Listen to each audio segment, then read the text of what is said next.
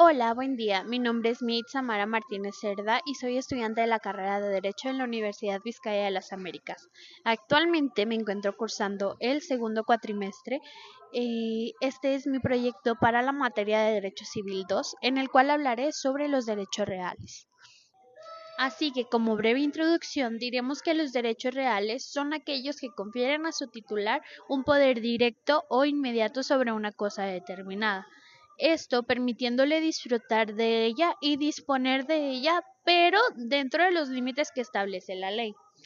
En el Código Civil del Estado de Coahuila y Zaragoza, que es el instrumento el cual hemos estado llevando a lo largo de este cuatrimestre y del cual nos estamos basando sobre todos los derechos reales, en este nos dice que los derechos reales están regulados con el objetivo de establecer las bases jurídicas para el uso y la protección de la propiedad, pero no solamente eso, sino también como para regular los otros derechos vinculados a los bienes muebles y a los bienes inmuebles. El primer derecho real del que hablaré es la propiedad. La propiedad se encuentra fundamentado en el artículo 1322 del Código Civil del Estado de Coahuila de Zaragoza. Este se encuentra en el título tercero que se llama de las diferentes clases de derechos reales. En estos artículos veremos aspectos fundamentales sobre la propiedad, así como su manera de adquirir, cómo se ejerce y las formas en que se puede limitar según los aspectos de la ley. Como antes lo mencionamos, en el artículo 1322 viene establecido el concepto de propiedad. En este podemos ver que la propiedad es el derecho de usar, gozar y sobre todo disponer de un bien. ¿Por qué recalcamos la palabra disponer? Porque esta es la que lo diferencia de la posesión. En una posesión tú no puedes disponer de un bien. En cambio, en la propiedad es el principal derecho que se ve. ¿A qué hago referencia con disponer? El disponer puede ser, por ejemplo, el que en este derecho sí puedes vender la propiedad. En cambio, como lo repito, en la posesión no puedes disponer de un bien, aunque tienes el uso y el goce de la propiedad, no, bueno, más bien del bien, no puedes disponer de él. En el artículo 1323 tenemos que el derecho a la propiedad no es solamente un derecho personal, sino también es una responsabilidad social, ya que se debe disponer y hacer uso de este derecho de una manera responsable que no perjudique al resto de la población o de una sociedad. En el artículo 1324 nos recalca que la propiedad se debe de usar de una manera responsable sin perjudicar al entorno o a las demás personas. En el artículo 1325 nos establece que la propiedad no se puede usar en contra del propietario a menos que sea por una obra pública o porque el Estado lo pida, pero se tiene que llegar a una remuneración hacia el propietario. De lo contrario, esto no es posible y pues no se puede realizar. El artículo 1326 va ligado al artículo 1325, ya que en este nos habla que el Estado o municipio se puede adquirir algunas propiedades de un particular con el fin del bien común. ¿Cómo es esto? O sea, por ejemplo, el Estado tiene interés de algún predio que está a nombre de Juan Pérez. Entonces, el Estado tiene que ir con Juan Pérez a decirle, oye, es que ocupo estos terrenos en específico para hacer, no sé, viviendas para las personas de escasos recursos. De esta manera, el Estado puede adquirir los, los bienes, las propiedades más bien, de una persona, obviamente haciendo con consentimiento del propietario y dando una remuneración. Aunque cuando de esto se trata, las remuneraciones suelen ser más bajas que si el propietario vendiera a otro particular.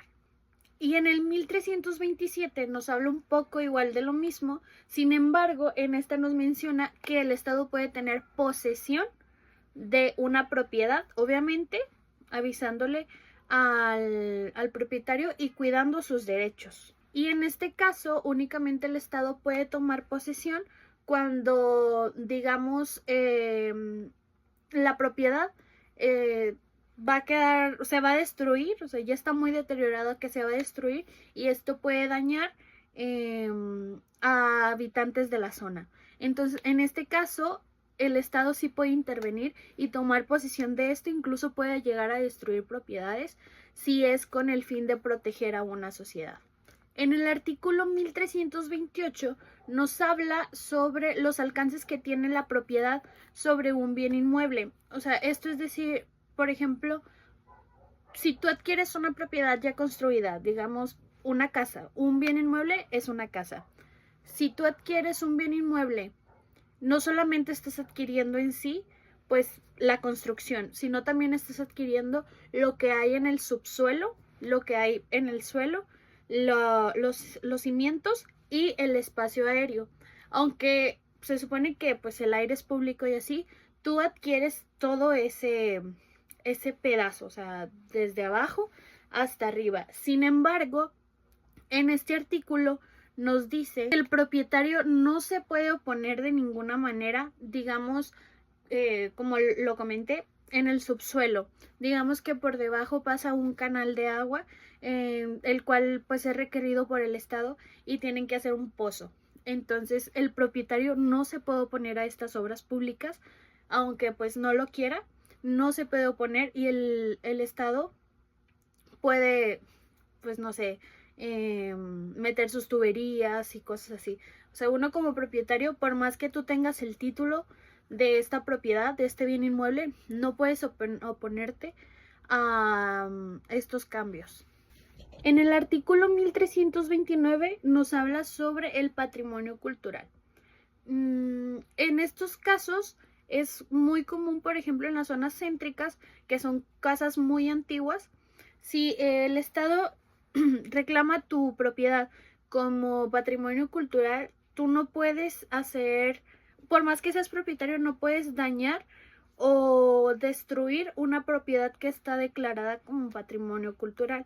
Esto pues con el fin de preservar las culturas y todo pues estos temas de cultura. En el artículo 1332 nos habla sobre las formas de adquirir una propiedad, que estas pueden ser originaria, derivada, onerosa y gratuita. Onerosa es por pecunia, o sea, que implique dinero, y gratuita es, por ejemplo, una donación. También se puede por donación entre vivos o por causa de muerte, a título universitario o a título particular. En el artículo 1333 y 1334 nos habla sobre las formas de adquirir la derivada y la originaria. O sea, nos habla sobre la diferencia de estas, que pues la originaria es básicamente cuando una propiedad anteriormente no tuvo ningún dueño, o sea, que son los primeros dueños, y la derivada es cuando ya hubo más de un dueño y por ende hay una transferencia de derechos. En el artículo 1335 y 1336 nos habla sobre la manera de adquisición, la onerosa y la gratuita. Y pues como ya lo mencioné anteriormente, la onerosa es cuando pues hay una venta y hay pecunia de por medio. Y la gratuita es cuando es a título de donación, por ejemplo. Y ya por último, en el 1337 a 1341 nos habla sobre la transmisión de bienes entre vivos, que es por manera jurídica, o sea, como lo mencioné anteriormente, la donación es una manera de transmisión entre vivos, y sobre por causa de muerte, que es por sucesión, por herencia. También en esto se aborda la distinción entre el título particular y título universal, que básicamente en el título particular es, por ejemplo, en tu universalidad de patrimonial, digamos, Juan Pérez, la universalidad total de su patrimonio son 5 bienes inmuebles y 8 bienes muebles. En este caso nos vamos a enfocar únicamente en los bienes inmuebles. Digamos, tiene 5 casas, Juan Pérez. Entonces, estas 5 casas es la universalidad total de su patrimonio. Digamos, Juan Pérez dejó para su hija Lupita Pérez el título particular de 2 propiedades. Entonces, estas dos propiedades, estos dos bienes inmuebles, se pasan a nombre de Lupita Pérez por medio de la sucesión. Sin embargo, digamos, en el título universal es, por ejemplo, que dejó todos los bienes inmuebles que tenía, las 5 casas que Juan Pérez tenía, a Lupita Pérez. Esa es la diferencia. O sea, el título particular es cuando es una cantidad determinada, no en su totalidad el patrimonio universal. O sea, digamos, de las 5 casas, una le dejó a Lupita Pérez. En cambio, el título universal es todos los bienes inmuebles que tuvo. Continuando con los derechos reales, tenemos la vecindad. La vecindad es un derecho real que busca el regular las relaciones entre personas que tienen propiedades vecinas. Estas normas buscan equilibrar los derechos de los propietarios y más que nada garantizar que las acciones de estos propietarios no perjudiquen al otro. O sea, que se logre una convivencia pacífica tanto para una parte como para la otra. Como lo mencioné anteriormente y basándonos en el artículo 1433 del Código Civil del Estado de Coahuila, tenemos que la vecindad es el límite recíproco que hay entre una propiedad y otra. O sea, podemos identificar una vecindad, por ejemplo, cuando son varias casas muy pegadas, o sea que en sí el límite recíproco que hay entre una y otra es únicamente una pared. Este es lo que hace que una vecindad sea una vecindad. O sea, en clase vimos el ejemplo de lo que es el Chavo del Ocho, o sea, la vecindad del Chavo del Ocho. En este caso, pues es lo mismo, o sea, él es en sí la pared que divide una casa de la otra. Así de simple, eso es el derecho de la vecindad. Es el límite que hay entre una vivienda y la otra vivienda. Tenemos que este derecho es imprescriptible, o sea que a pesar del tiempo, este derecho no va a cambiar. O sea, por lo mismo de que las propiedades están juntas. En el artículo 1434 nos habla sobre los derechos, pero sobre todo sobre las responsabilidades que tienen los propietarios al momento de tener una vecindad. O, bueno, sí, de compartir una vecindad. En este artículo nos habla principalmente que las acciones de un propietario no deben de afectar a la vecina, al vecino, en sí a la propiedad vecina, o sea que no debe de afectar. Por ejemplo, digamos en algún momento el vecino 1 ocupa hacer una remodelación en su propiedad y esto afecta en cierto modo al vecino número 2.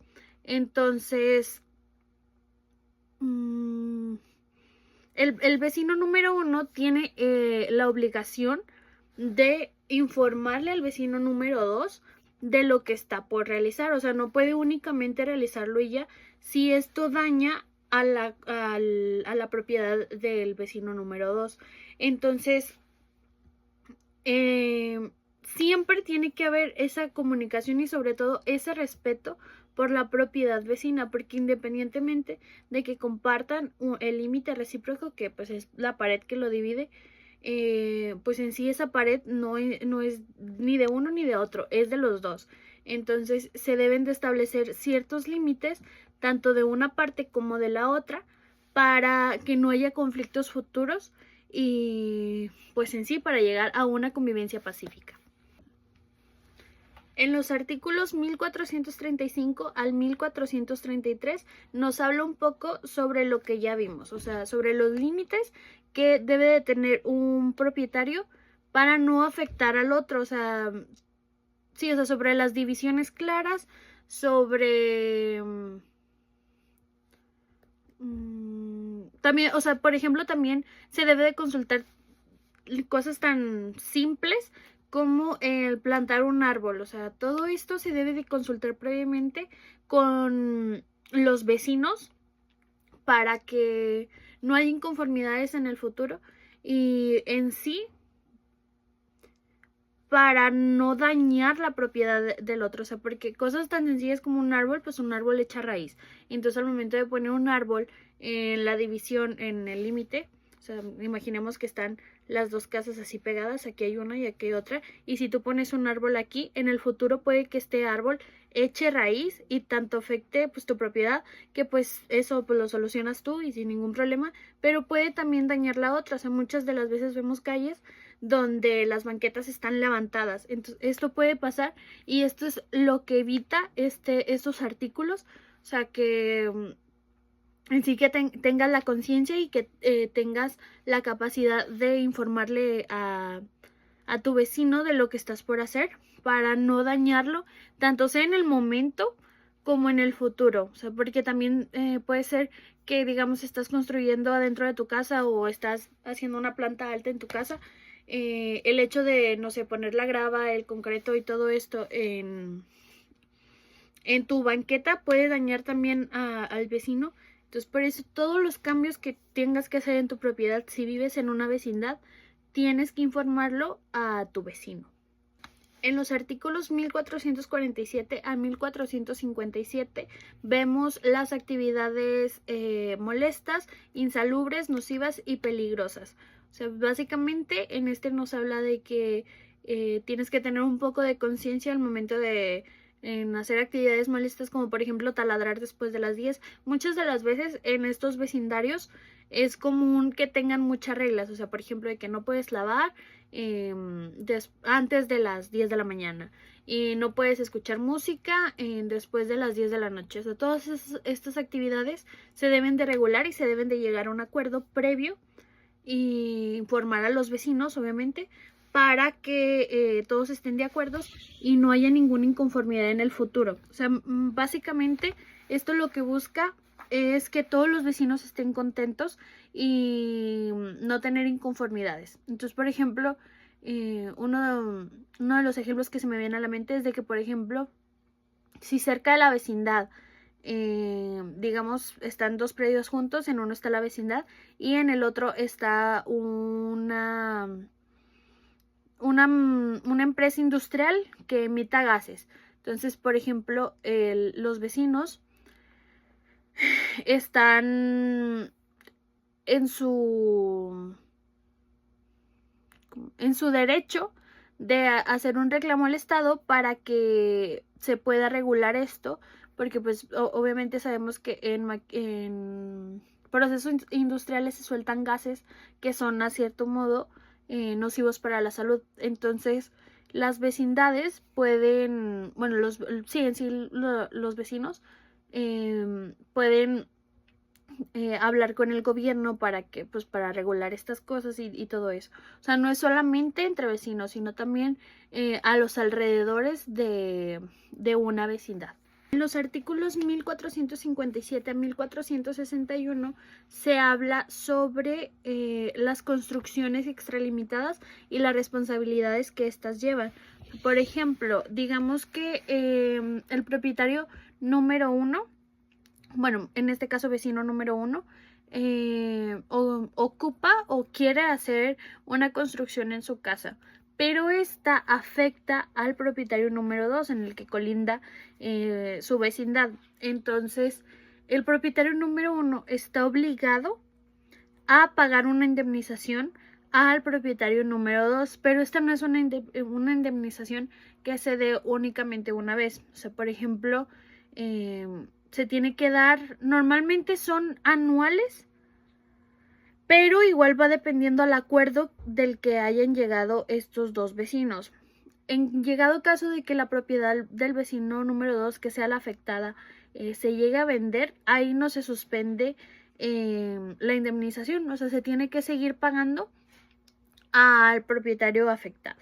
Ya para concluir, por último, quiero aclarar que la vecindad en sí busca garantizar la convivencia respetuosa entre los vecinos. O sea, que haya un límite para que la convivencia sea más respetuosa y sea más que nada pacífica. O sea, que no haya problemas, que no haya discusiones entre los vecinos, porque pues en sí lo que siempre buscas es tranquilidad. O sea, independientemente si no sea en una vecindad, lo que buscas en tu hogar es tranquilidad. Entonces, el fin en sí de estos artículos es buscar eh, es buscar un bien común, o sea, que ambas partes estén de acuerdo con todas las reglas de esto y más que nada respetar los límites que tiene un vecino. O sea, llegar a una convivencia pacífica. El siguiente derecho real que veremos es el de la copropiedad. Este está fundamentado en el artículo 1462 del Código Civil del Estado de Coahuila. En este veremos como concepto que la copropiedad es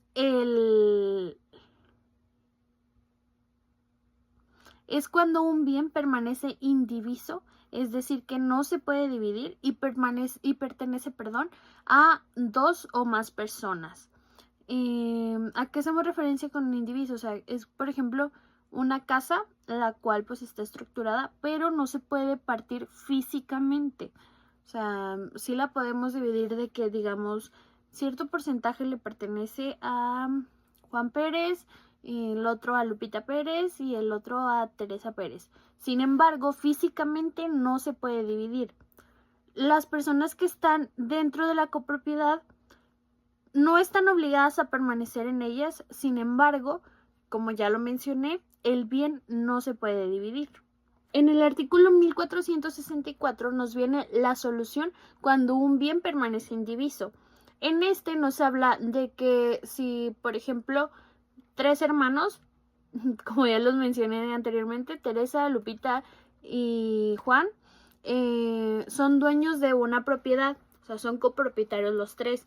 Entonces, como esta no se puede dividir físicamente, se tiene que llegar a un acuerdo. ¿Y cuál es este acuerdo? Llevar el bien a venta.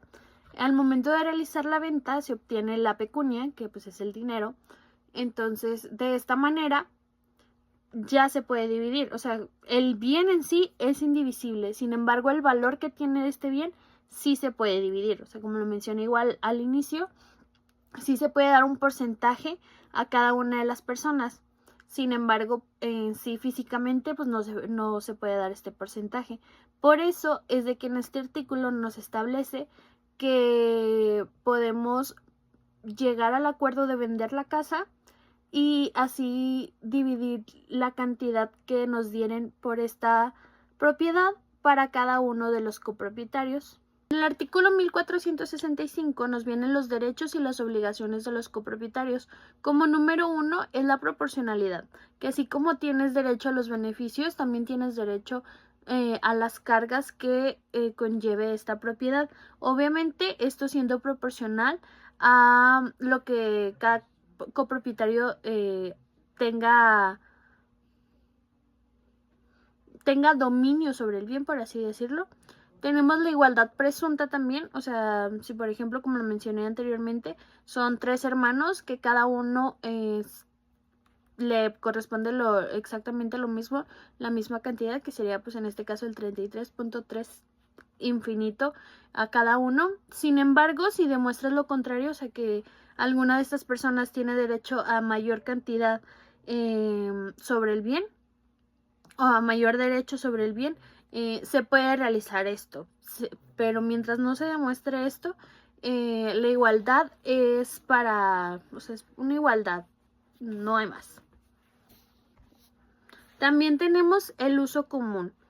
Esto pues creo que es muy claro, o sea que cada copropietario tiene el derecho de usar las áreas comunes, porque muchas de las veces es como que se dividen de que no, a ti te toca la planta de arriba, a mí la planta de abajo y si hay una tercera planta o no sé, que te toca a ti un cuarto, a mí me toca el otro y a este le toca el otro.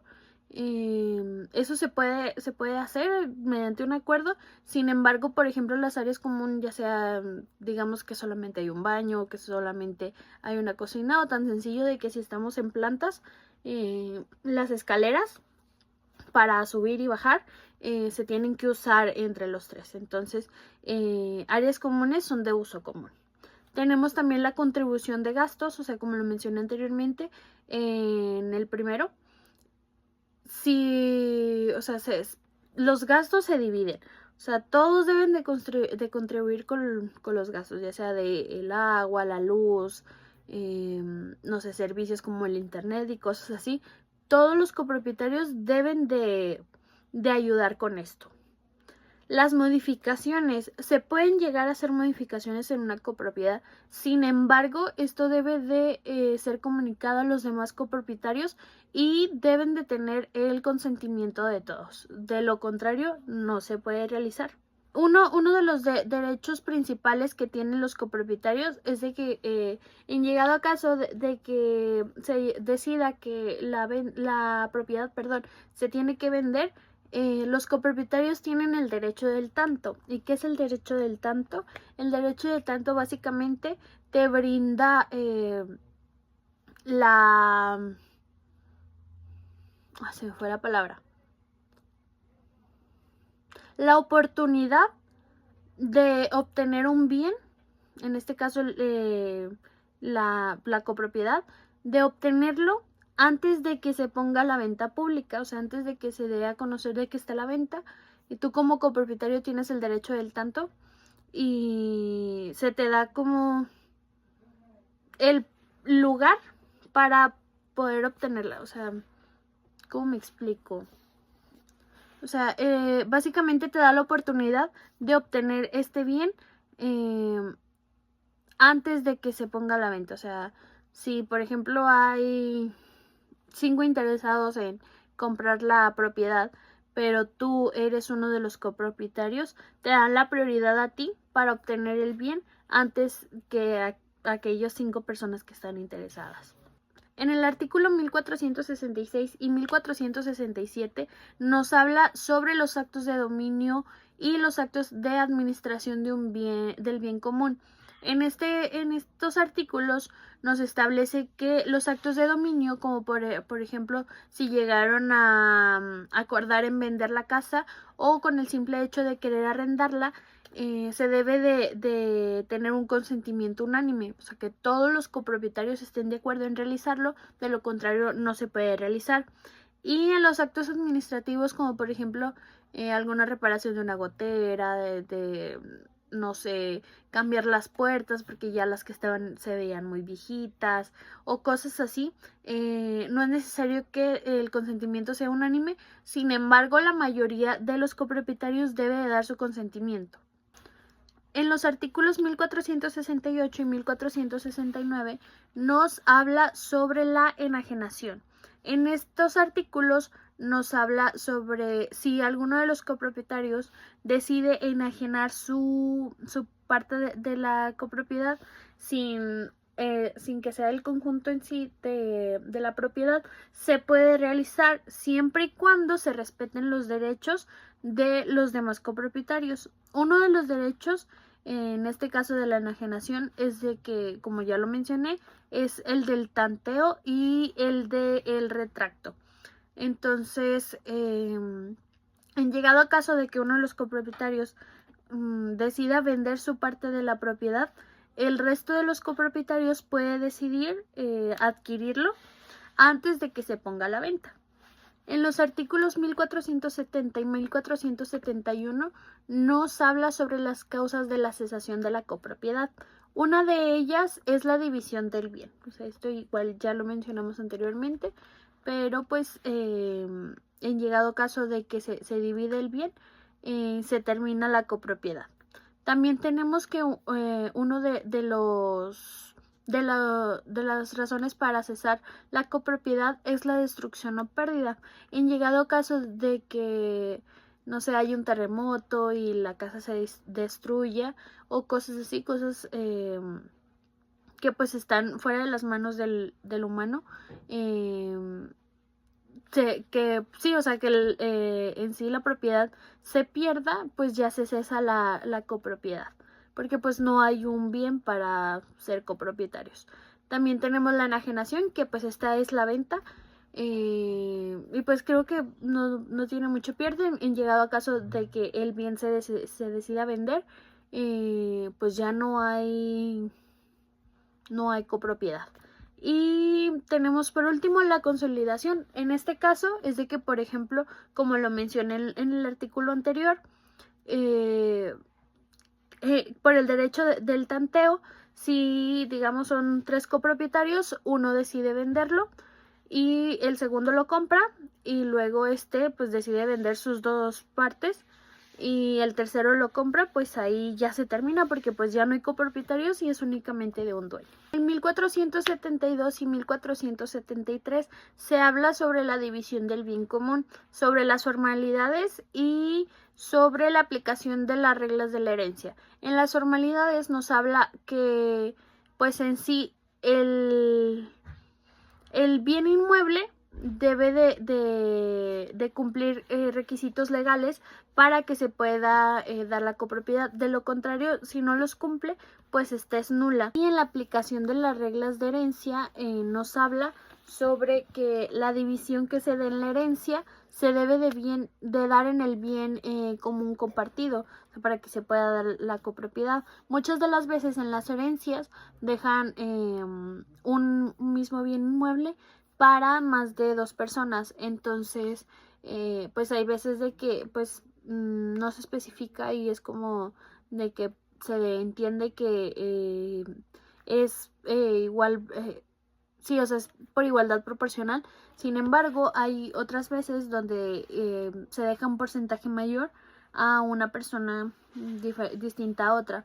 En estos casos, pues se debe de hacer como lo señala en el testamento, pues de lo contrario, pues puede llegar a haber inconformidades. El siguiente derecho real del que hablaremos es la medianería. La medianería se refiere a la copropiedad, pero más que nada de elementos que están situados a los límites de 2 propiedades. Estas pueden ser paredes, cercas, zanjas, árboles. La idea que se tiene de esto es que cuando existen propiedades colindantes, todas las cosas que, o sea, todos los elementos compartidos, o sea, todos los elementos que hay entre las propiedades colindantes, le otorgan a ambos propietarios los derechos, pero también las responsabilidades que esto conlleva. Basándonos en el artículo 1474, en este viene en sí el concepto de medianería y es el fundamento legal de esta, en el cual nos dice que la medianería es la copropiedad de elementos situados en el límite entre 2 inmuebles. Obviamente de estos de diferentes dueños, ¿verdad? Como por ejemplo tenemos, digamos, en 2 predios, en 2 propiedades, hay una pared divisoria. Esta se entiende que es de ambos propietarios, sin embargo, puede ser que sea únicamente de uno, pero se debe de comprobar que únicamente le pertenece a uno. Pero por defecto, o sea, una persona que va pasando por ahí y ve una pared divisoria entre 2 predios, se da a entender que esta pared es de ambos propietarios. En el artículo 1476 nos habla que las cercas, los vallados, las zanjas y las paredes que están situados en el límite de las propiedades se presumen de uso común a menos que haya algún señalamiento que indique lo contrario. Si hay construcciones de diferente altura, muchas veces pasa de que los vecinos, cada uno construye su barda. La que esté más baja es, por así decirlo, el señalamiento de la medianería. En el artículo 1477 nos habla sobre las cosas que indican que no hay medianería. En este caso puede ser de que, por ejemplo, está la pared, bueno, en la pared hay una ventana. En este caso, no, esto podemos tomarlo o interpretarlo como una señal de que no existe la medianería, ya que pues la ventana es pues para ver al exterior, ¿verdad? También hay veces donde no necesariamente está como para dividirlo, sino que está un poquito antes del límite. Entonces, en este caso, pues se entiende que la pared no es en sí una pared divisoria, sino una pared que forma parte de una propiedad. En los artículos 1480 y 1481 nos habla sobre las responsabilidades del mantenimiento. Nos habla sobre que los copropietarios deben de mantener los elementos en buen estado y si alguno causa un daño, pues debe de repararlo. Y también habla sobre los gastos de reparación o mantenimiento. O sea, pues obviamente, pues al ser propiedad, se tiene que llevar un mantenimiento y se tiene que en algún momento reparar algunas cositas, o sea, cosas que obviamente ayudan a mantener la medianería y a preservar las propiedades. Todo esto se debe de hacer, o sea, proporcional. Ambas partes deben de aportar para que esto se realice de manera justa. En los artículos 1485 al 1490 nos habla sobre las renovaciones o modificaciones de los elementos en común. Digamos que, por ejemplo, una de las partes decide elevar la pared. En este caso, la, la propiedad en común se mantiene en el nivel donde estaba, digamos, era de 10 bloques, pero uno de los propietarios quiso subirla al doble, o sea, ponerle otros 10 bloques. En este caso sí se puede hacer, sin embargo, únicamente a partir del 11º bloque pertenece a la propiedad de la persona que lo realizó, y obviamente esta persona debe de cubrir todos los gastos y si digamos puede perjudicar al otro propietario, perdón, este debe de pagar una remuneración económica para esta propietario, perdón. Y en caso de que los dos digan de que, oye, ¿sabes qué? Es que sí, lo mejor es aumentar de bloques esta pared, se puede realizar y que los dos se dividan los gastos de manera equitativa. En los artículos 1491 a 1493 nos habla sobre los árboles y otros elementos de la medianería. En este caso, digamos de que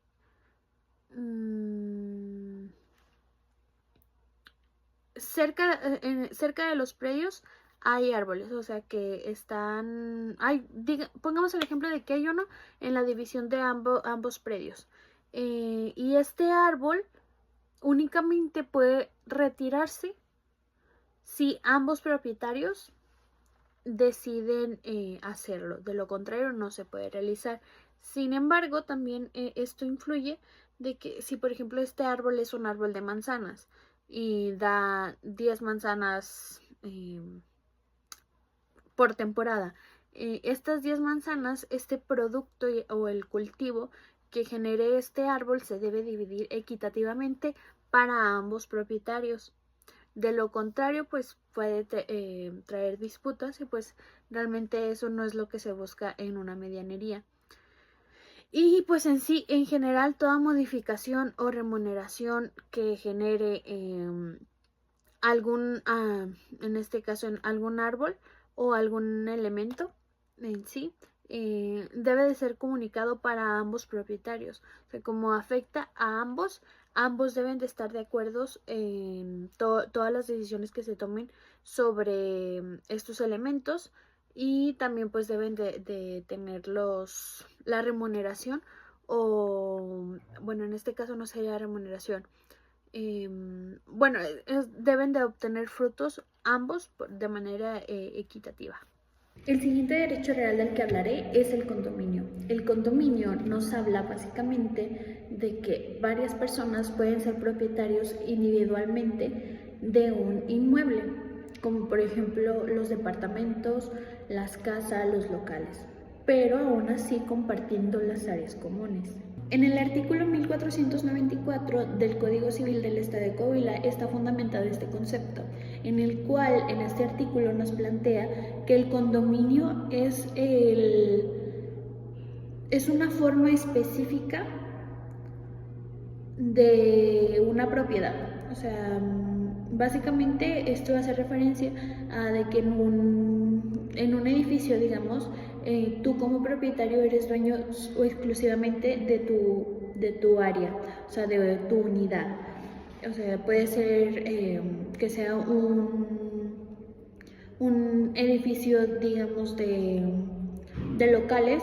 Entonces tú eres dueño de tu local, sin embargo tienes el derecho de usar las áreas comunes como el estacionamiento, las escaleras, si hay elevador, también del elevador, de las áreas verdes y en sí de todos los elementos en común que haya en esta unidad de locales, dijimos. El artículo 1495 nos habla sobre las propiedades exclusivas y las copropiedades. En este básicamente nos dice que las unidades de un condominio pueden ser independientes, o sea, ya sean verticales, horizontales o mixtos. Sin embargo, deben de tener una salida en común a la vía pública, perdón. Entonces, en este también nos habla de que cada propietario, tiene derechos exclusivos sobre su unidad, sobre su propiedad, pero también comparte los derechos de las áreas en comunes. En el artículo 1496 nos habla sobre la libertad de disponer. ¿Qué quiere decir con esto? Que cada propietario tiene la libertad de disponer de su unidad en el momento que él lo desee y no es necesario informar a los demás dueños de las unidades porque pues estos ya no influyen en esta decisión. Es únicamente el dueño el que influye. En el artículo 1496 nos habla sobre la libertad de disponer que tiene cada propietario de estas unidades. En este artículo nos recalca que independientemente de que sea un condominio y que haya áreas comunes en las cuales se tiene el derecho de usarlas todos los propietarios, es independiente a la unidad. El dueño de una unidad puede hacer la disposición de ella en el momento que mejor lo prefiera, en el momento que él quiera, sin tener la necesidad de informarle a los demás dueños de las unidades o de pedir la opinión. En este caso, en el condominio, esto no se da y no es necesario ya que pues, se supone que hay un único dueño de esta unidad. Al momento de hacer la enajenación, en esta también incluye las áreas en común, o sea, independientemente de que tú como propietario vendas tu unidad, no quiere decir que en ese momento el derecho para disponer para usar las áreas en común se termine. O sea, esto no se termina con el propietario originario. O sea, siempre que se dé una venta de una unidad, se da por hecho que las áreas en común se pueden usar.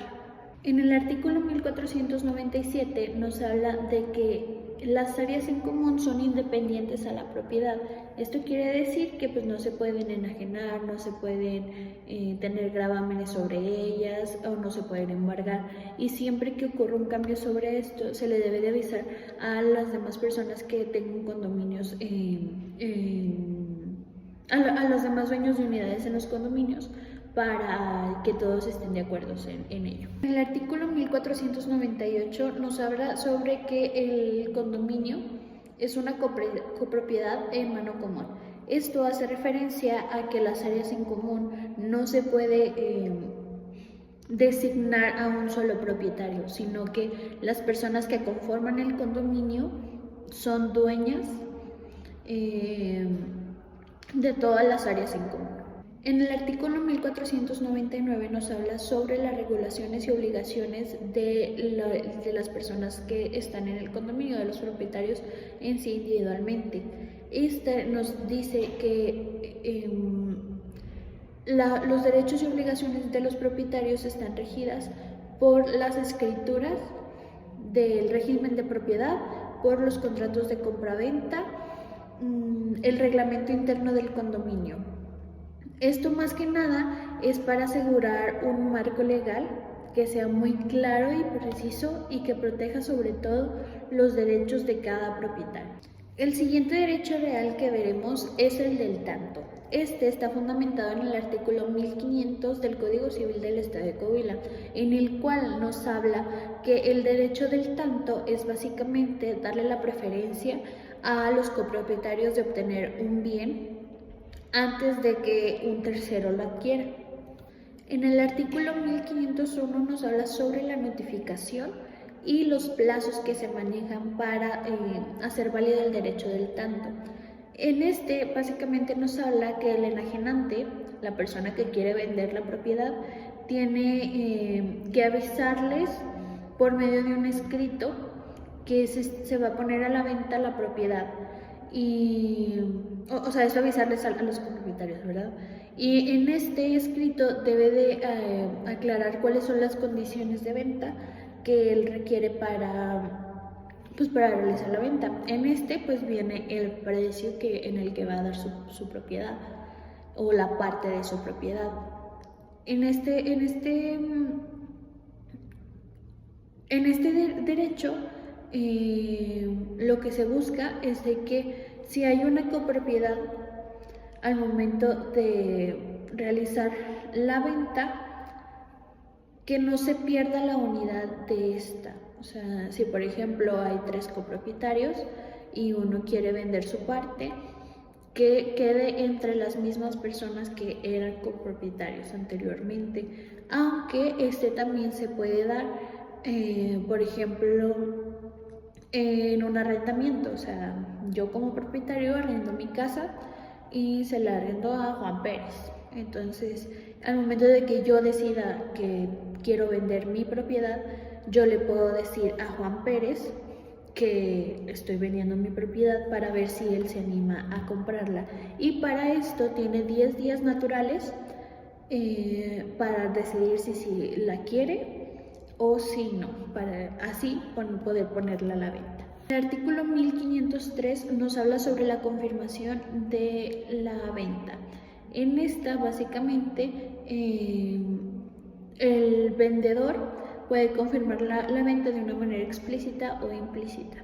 Esto quiere decir que si en el plazo que marca la ley, que son 10 días naturales, los copropietarios no hay respuesta, pues se da por concluido, o más bien por entendido, que se ha renunciado a este derecho. El artículo 1505 nos habla sobre si hay algún conflicto en la venta. Más que nada se da cuando son varios copropietarios los que quieren realizar la compra de un bien, y en este caso se da preferencia al que tenga mayor participación o mayor porcentaje sobre este bien. De lo contrario, pues se puede hacer un sorteo y ya pues dependiendo cuál saque es pues la persona que se lo va a quedar, aunque también puede ser de que haya un acuerdo previo. Entonces, si hay un acuerdo previo, pues se le da preferencia a la persona que lo acordó previamente, o sea, la persona que fue primero, o sea, primero en ley, primero en derecho. El siguiente derecho real que veremos es el de retracto. Este está fundamentado en el artículo 1506 del Código Civil del Estado de Coahuila, en el cual su fundamento legal es que básicamente el derecho del retracto es subrogarse, o sea, echarse para atrás al momento de realizar una venta. O sea, si un propietario realiza una venta, pero al final realmente pues ya no quiere o quiere su propiedad de vuelta, se puede retractar. En los artículos 1507 al 1509 nos habla sobre las limitaciones de este derecho, la cual una de ellas es que pues la ley no permite aplicarse cuando la venta se realizó por permuta, o si es una herencia o es una ejecución forzosa. Entonces, en estos casos no se puede realizar el retracto. Sin embargo, solo se puede realizar el retracto cuando la enajenación ya esté lista, o sea, cuando ya esté finalizada. En los artículos 1510 al 1513 nos habla sobre cómo se ejecuta el retracto, y en estos nos habla sobre que para realizar un retracto se debe de hacer una demanda judicial contra el vendedor y el comprador. Entonces, al momento de realizarse esta demanda, el interesado debe de reembolsar los gastos, o sea, si los gastos que se dieren en este lapso y obviamente el precio de la propiedad. En el artículo 1514 nos habla sobre la prescripción. Básicamente nos dice que el derecho de retracto expide a los 3 años de que se haya inscrito la propiedad en el registro público de la propiedad. El siguiente derecho real del que hablaré es el usufructo. Este está fundamentado en el artículo 1515 del Código Civil del Estado de Coahuila, en el cual tendremos como concepto que el usufructo es el uso, goce y disfrute de un bien, ya sea un bien mueble o un bien inmueble, en el cual su elemento principal es el usufructuario. Este tiene el derecho del uso, goce y disfrute de un bien, pero también a recibir los beneficios que éste dé, ya sean los frutos naturales, los frutos industriales o los frutos civiles de él. El artículo 1516 nos plantea las formas de originarse un usufructo. En este puede ser por voluntad de las partes, ya sea por un contrato o bien por una herencia, o también por usucapión, que este igual es un derecho real, el cual veremos más adelante. En los artículos 1517 y 1519 nos habla sobre la finalización del usufructo. En estos nos establece que el usufructo en sí no tiene un fin, a menos que se establezca, pero si este no viene establecido, el usufructo puede ser de por vida. En el artículo 1524 al 1534 nos establece los derechos del usufructuario. En estos artículos nos dice que el usufructuario tiene derecho sobre los beneficios o frutos que dé el bien, ya sean frutos industriales, naturales o civiles. También nos dice que tanto como tiene derecho a gozar los frutos, tiene la obligación de cuidar el bien que se le da. En este caso es mantenerlo pues en óptimas condiciones, y si en algún momento se llega a deteriorar por el uso, debe de restaurarlo.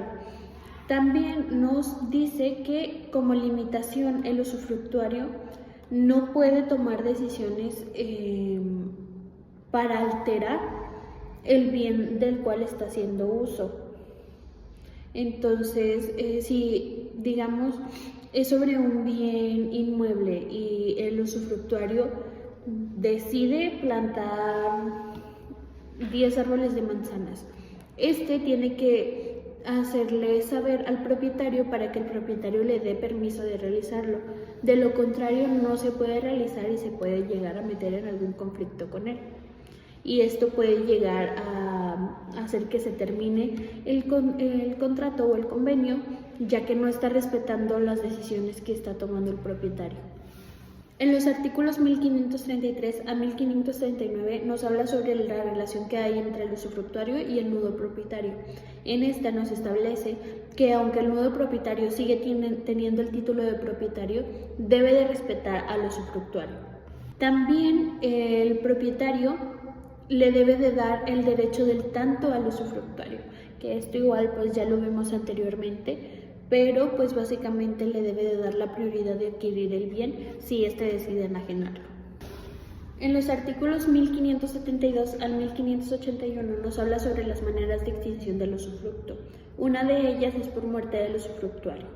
La otra es por vencimiento del plazo establecido, la pérdida total del bien, la renuncia del usufructuario o la consolidación. En este caso, básicamente es si el usufructuario compra la propiedad, entonces deja de ser usufructuario y se convierte en propietario. El siguiente derecho real del que hablaré es el del uso. Este está fundamentado en el artículo 1582 del Código Civil del Estado de Coahuila, en el cual nos define el uso como el aprovechamiento de los frutos de un bien ajeno, sin embargo únicamente cumpliendo sus necesidades y las de su familia. En el artículo 1586 se habla sobre las limitaciones que tiene el uso.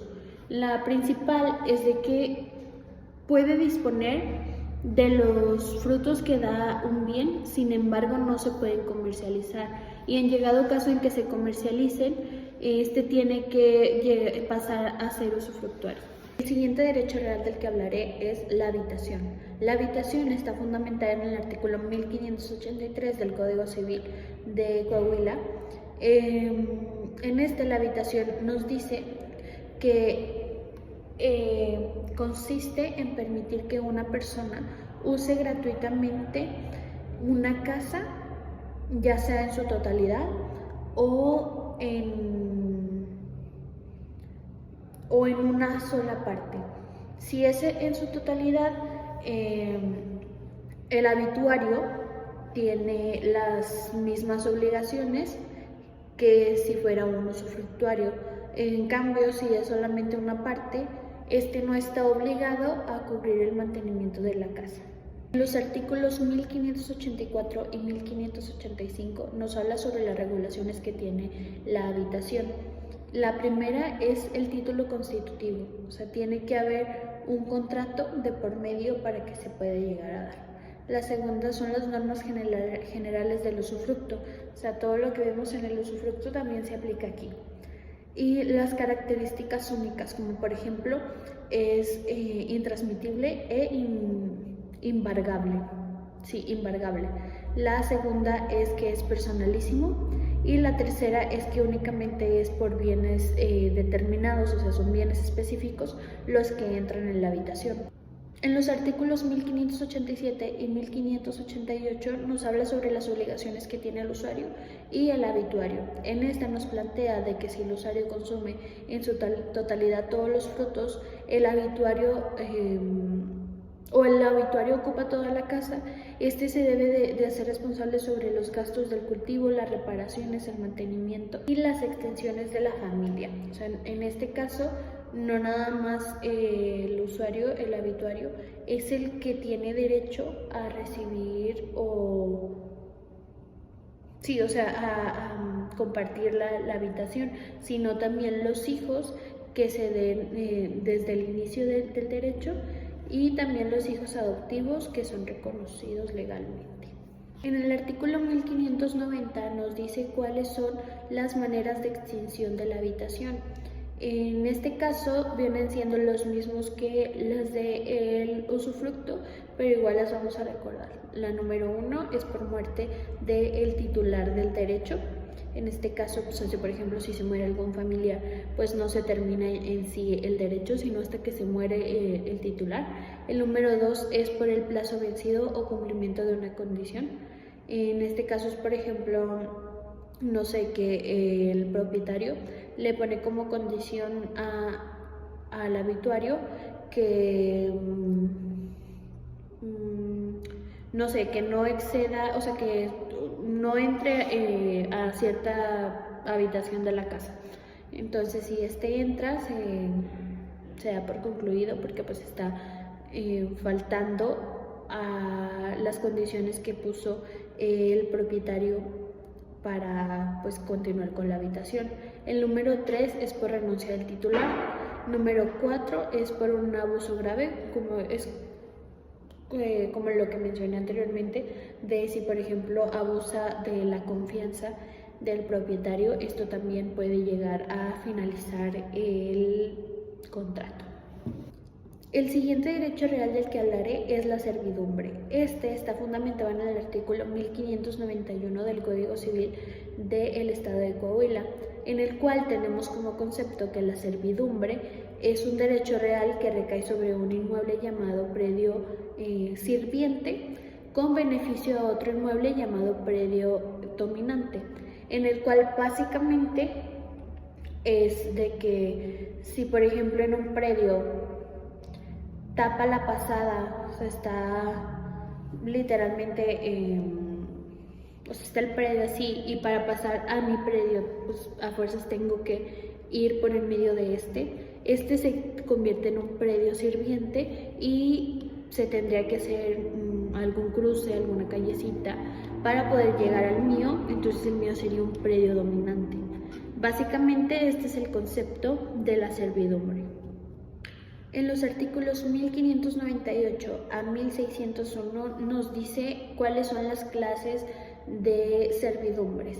La primera es la continua, que básicamente es cuando hay un camino ya realizado, o sea que por lo mismo de que el paso constante de las personas se hace a un camino, entonces ya no hay necesidad de una intervención humana y ya pues está hecho una servidumbre. También está la discontinua, que está pues básicamente lo contrario, que se necesita una intervención humana para que exista. Tenemos la aparente, que es cuando sin signos, o sea, sin tener que poner alguna señal, se da por entendido que es una servidumbre. Y están las no aparentes, que en estas sí necesariamente se debe de poner algún señalamiento para aclarar que es una servidumbre. En los artículos 1594 y 1595 básicamente nos explica que la servidumbre dominante,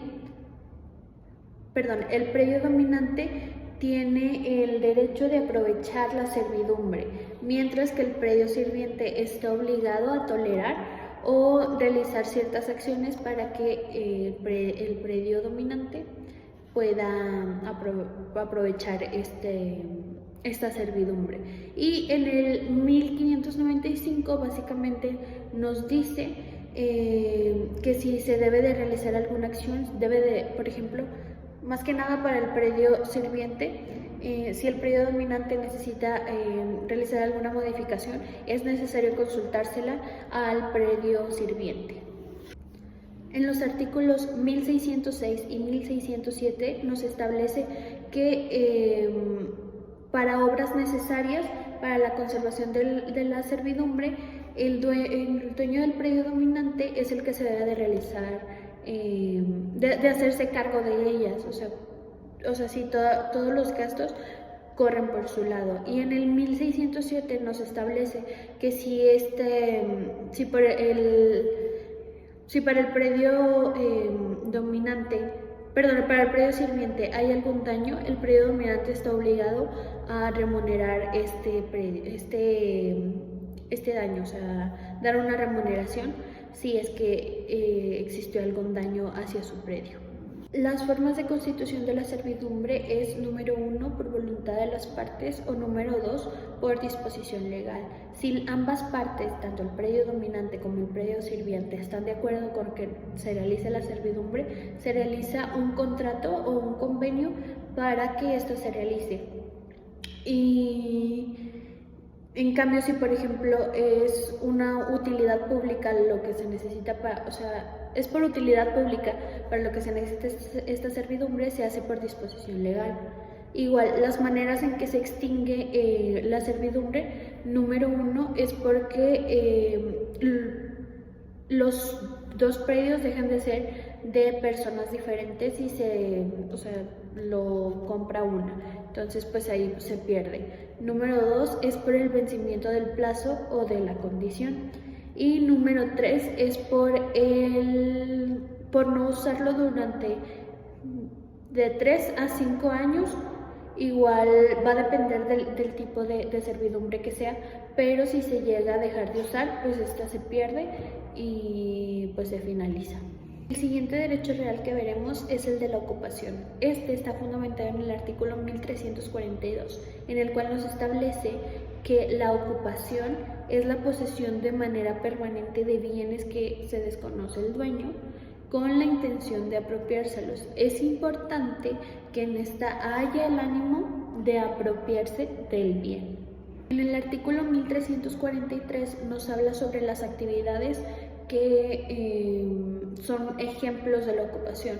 En esta está la caza, la pesca, los hallazgos de tesoro y las captaciones de agua. Aunque estas actividades sí son legales, están reguladas para proteger el medio ambiente. Entonces, pues por eso entra en la ocupación. En los artículos 1387 al 1400 nos habla sobre el derecho real de la accesión. Este básicamente es un principio el cual le da al propietario el derecho de todo lo que produce su bien, ya sea de forma natural o artificial. En los artículos 1389 al 1394 nos vienen los frutos de la accesión, que estos son los naturales, industriales y civiles. Nada más para repasarlo rápido, los naturales son todos lo producido, ya sea por animales o por ejemplo por la tierra, ya sean árboles, y los animales serían por ejemplo las crías de estas. Los industriales es por ejemplo todo lo producido por el trabajo humano, o sea, por ejemplo con máquinas, los cultivos y todo esto. Y los civiles son las rentas que se generan por el bien. En los artículos 1396 al 1400 nos habla sobre la unión o incorporación de bienes ajenos. En este tocamos el tema de que todo lo que se edifique, todo lo que se plante o se repare dentro de un terreno le pertenece al propietario del terreno. Sin embargo, se puede dar de que se haya construido con materiales que no necesariamente eran del dueño. En este caso, el propietario está obligado a pagar el material que se haya utilizado para esto. Sin embargo, si se comprueba que esto fue de mala fe, este puede perder los derechos sobre lo construido. En los artículos 1408 a 1415 se toca el tema de la abulsión y de la aluvión. En esta nos plantea que la aluvión es el incremento natural y paulatino que se da en un territorio y este le pertenece al dueño de las riberas en el que se dé. Sin embargo, la abulsión es lo contrario, es el desprendimiento de una porción de territorio que es arrancada y llevada más que nada por los ríos. En este, el propietario original tiene 2 años para reclamar este pedazo de predio, de lo contrario, pues ya no puede hacer nada en el futuro. En los artículos 1412 y 1415 nos habla sobre las corrientes de las aguas. En este nos plantea que si un río cambia de rumbo y atraviesa algún terreno, esta cauce ahora le pertenece al dueño del terreno. En los artículos 1416 al 1419 se habla sobre la unión de los bienes. En este dice que si dos bienes se unen, el principal adquiere al otro y este se le denomina como un bien accesorio.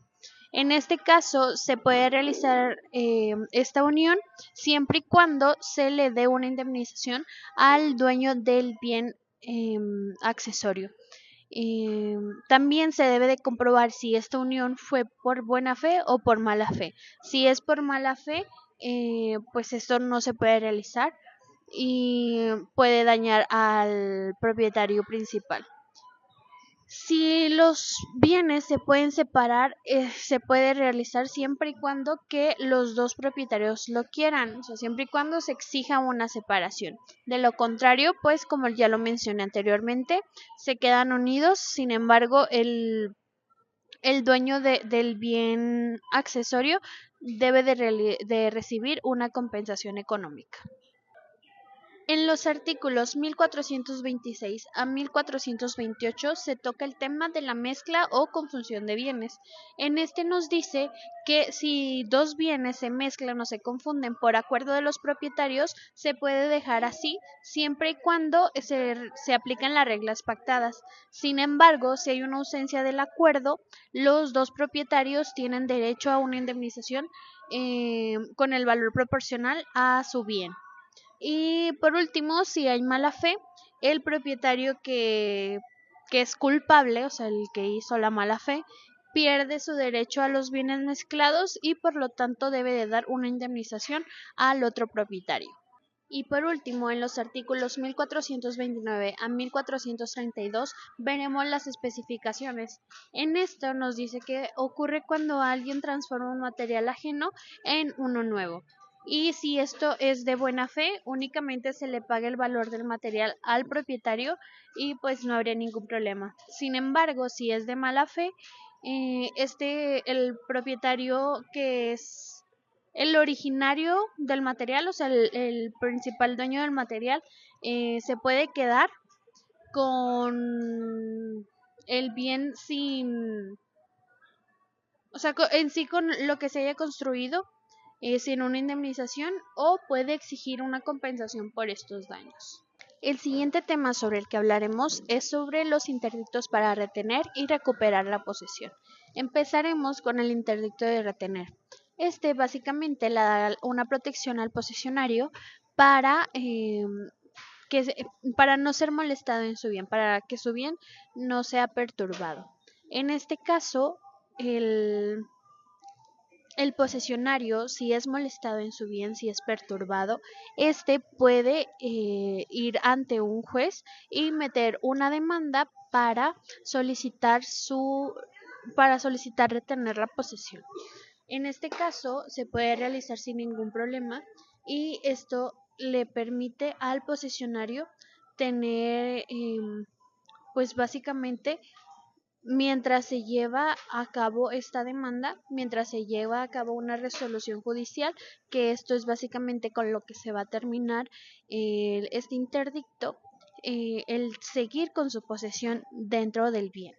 En cambio, el interdicto para recuperar la posesión, este le da el derecho al propietario para recuperar su posesión. Bueno, más bien sería su propiedad.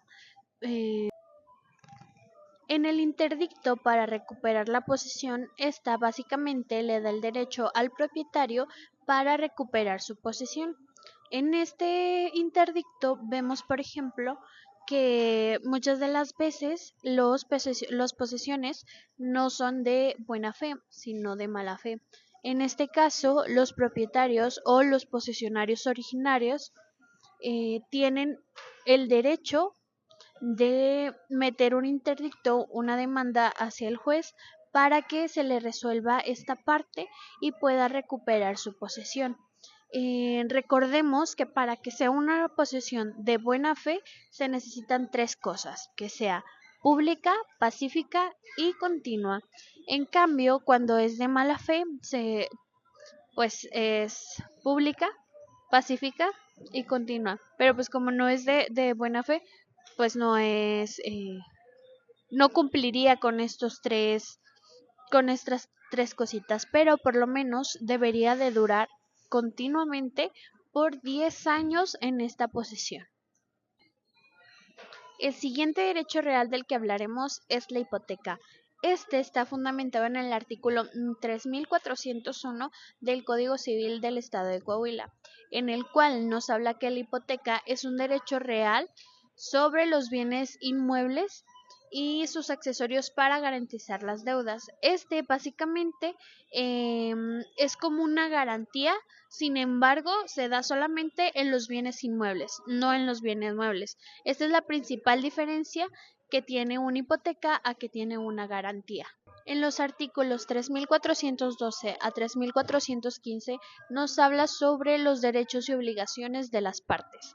En este nos dice que la hipoteca puede incluir lo que viene siendo derechos derivados de concesiones, seguros o el valor de bienes en caso de destrucción. Y también si el bien inmueble deja de ser suficiente para garantizar el pago de la deuda, el acreedor puede exigir al deudor que éste se mejore. En los artículos 3442 a 3445 nos habla sobre las formalidades del registro.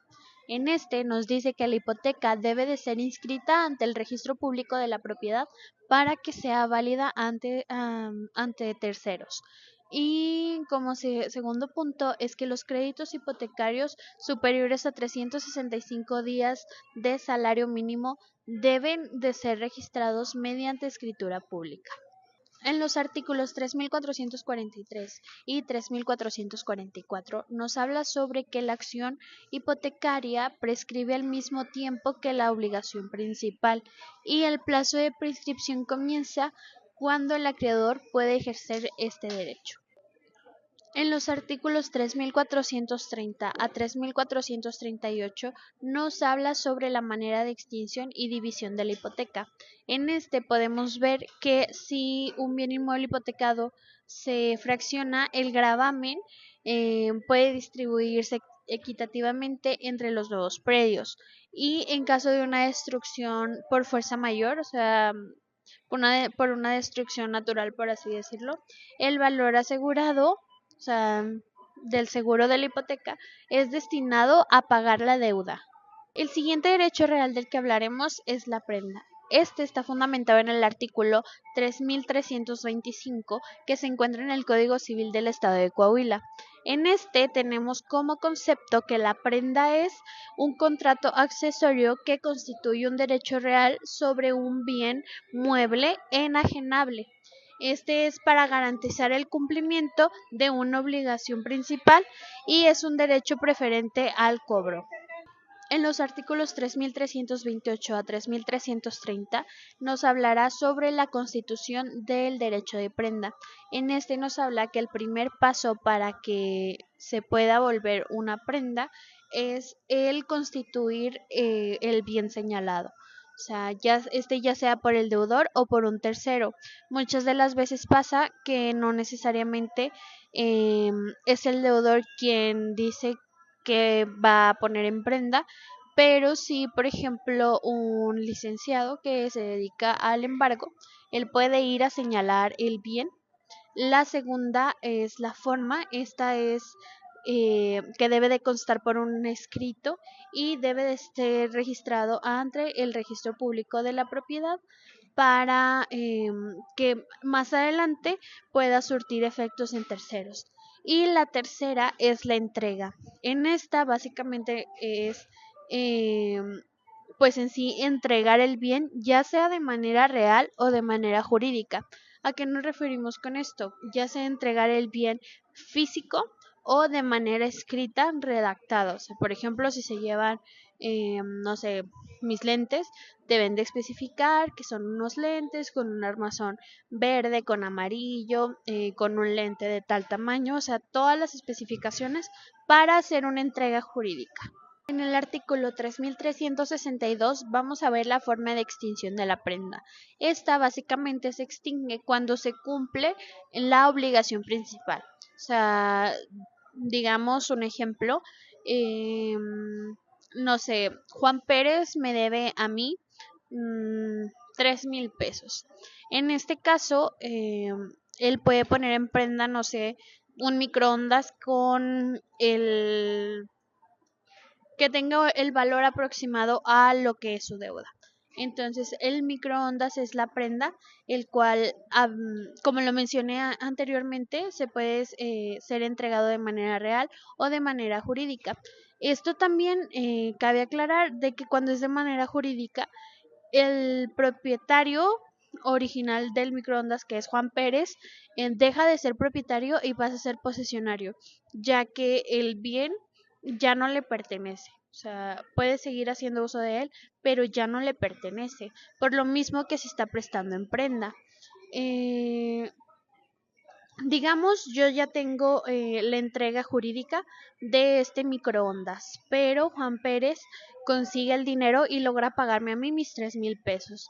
En este caso, yo regreso la hoja, yo ya no tengo ni siquiera la propiedad y la posesión, y en este caso, Juan Pérez ya no solamente es posesionario del microondas, sino que ya se convierte de nuevo en el propietario porque ya no existe una obligación principal, ya se extinguió. Y por último, el último derecho real que veremos es el patrimonio. Este está fundamentado en el artículo 84 del Código Civil del Estado de Coahuila, en el cual entendemos como patrimonio el conjunto de bienes, derechos y obligaciones que tiene un valor económico. Esto lo entendemos como una universalidad jurídica, o sea, es todo lo que tiene cierta persona.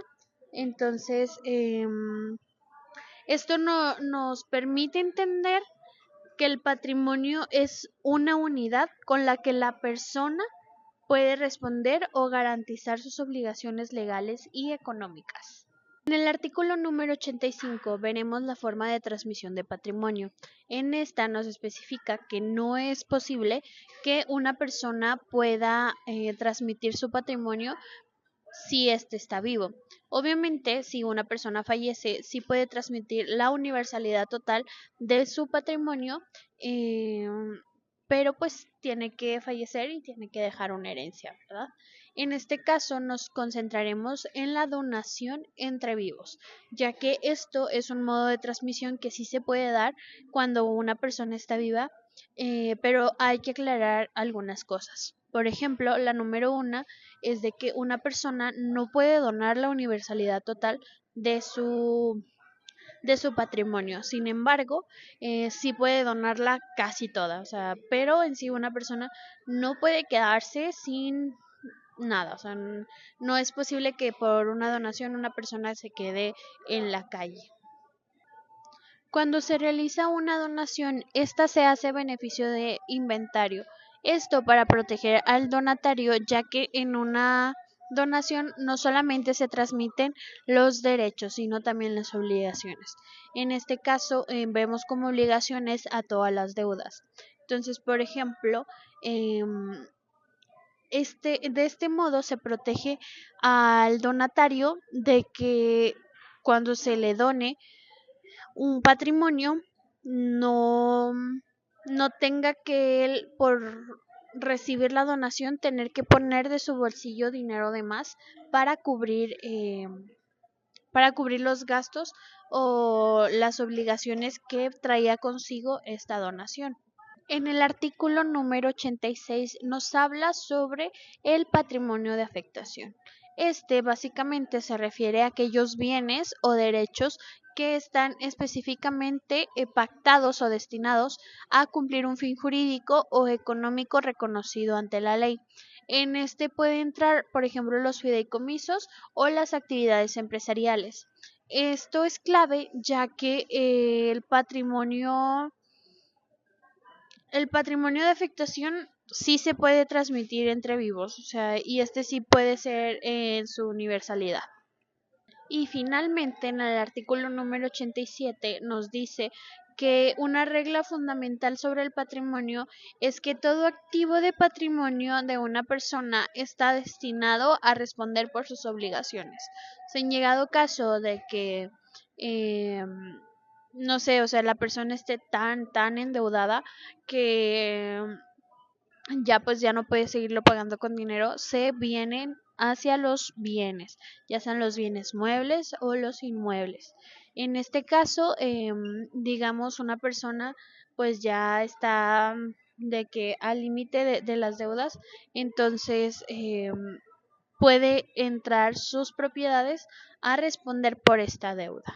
Como conclusión, tenemos que los derechos reales establecidos en el Código Civil del Estado de Coahuila y Zaragoza representan un pilar fundamental del derecho patrimonial, ya que este ayuda a regular la relación directa entre una persona y un bien.